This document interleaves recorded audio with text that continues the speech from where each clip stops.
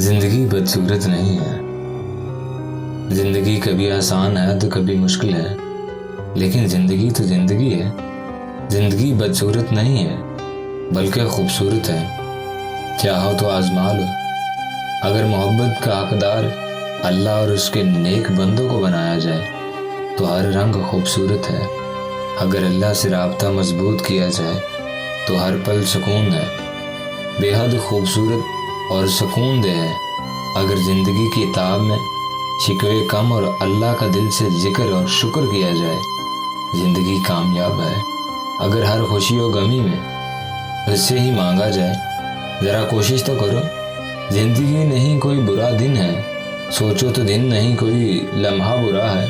सच कहो तो इस लम्हे में भी अल्लाह ही की मसलहत पाओगे। तुम और तुम्हारी ज़िंदगी बेहद खूबसूरत है। ज़रा मुस्बत तरीके से सोचना शुरू करो। जब मुस्बत तरीके से सोचना शुरू करोगे तो यकीनन तुम्हें ज़िंदगी खूबसूरत नज़र आएगी, क्योंकि ज़िंदगी बदसूरत नहीं है, ज़िंदगी खूबसूरत है, बहुत खूबसूरत है।